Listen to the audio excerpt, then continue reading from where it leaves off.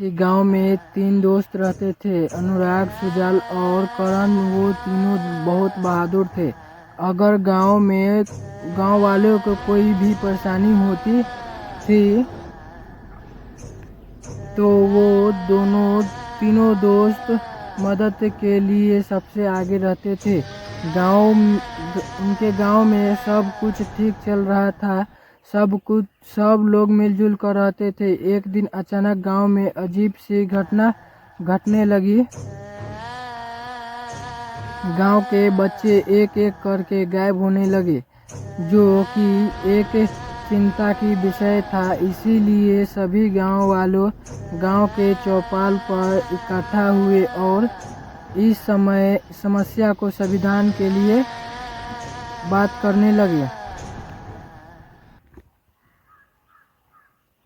काफी देर तक बात करने के बाद करण ने गांव वालों को एक बात कही, क्यों न हम रात में पहरा दे। इससे बच्चे की सुरक्षा भी हो जाएगी, साथ ही हमें ये पता चल जाएगा कि आखिर बच्चे कहाँ जाता है।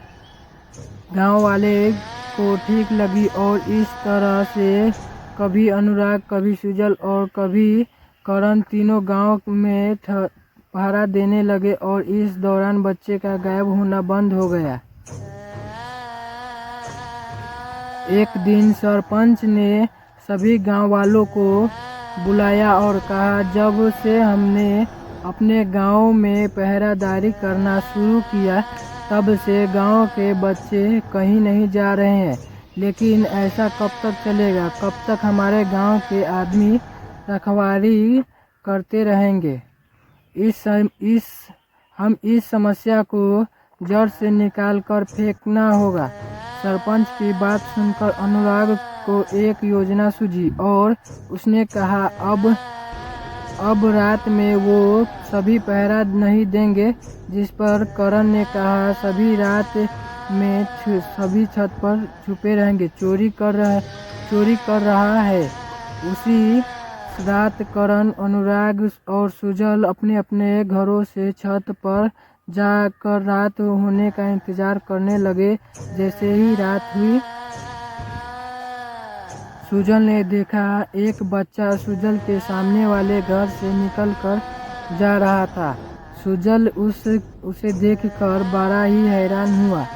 उसे तुरंत मशाल जलाकर अनुराग और करण की इशारा देकर दिया। वो दोनों जल्दी से करण के घर की तरफ आ गए, लेकिन सुजल उनसे थोड़ा दूर निकल गया था। लेकिन वो बच्चे को पीछा कर रहा था। सुजल ने बच्चे को ध्यान से देखा तो कुछ अजीब सा लगा। उसने देखा कि बच्चे की आंखें बंद थी। वो कुछ धीरे धीरे बोल रहा था, मैं आ रहा हूँ, मेरा इंतजार करना। सुजल बच्चे के पीछे जा रहा था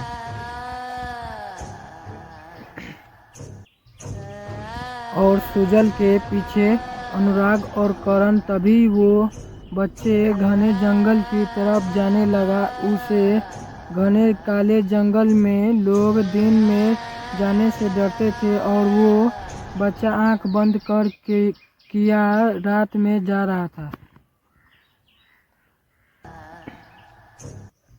ये देखकर तीनों हैरान हो गए। लेकिन वहाँ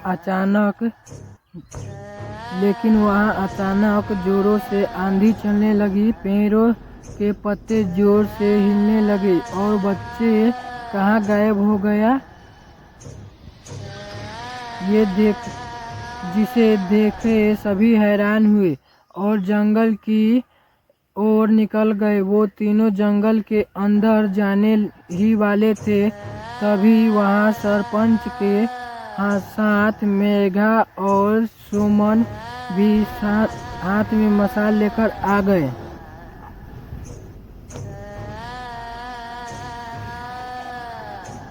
इसके बाद वो सभी जंगल के अंदर चले गए। थोड़ा दूर जाने के बाद उन्होंने देखा कई जानवर वहाँ मरे पड़े हैं और उनका देखकर ऐसा लग रहा था कि जैसे किसी ने उन्हें नोच नोच कर खाया होगा।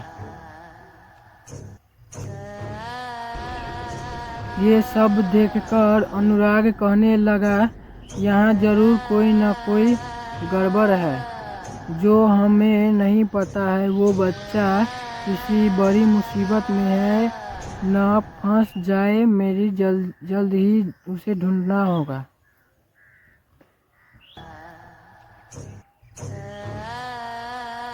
नेक्स्ट पार्ट देखने के लिए सब्सक्राइब करो, बेल आइकन दबाना ना भूलो।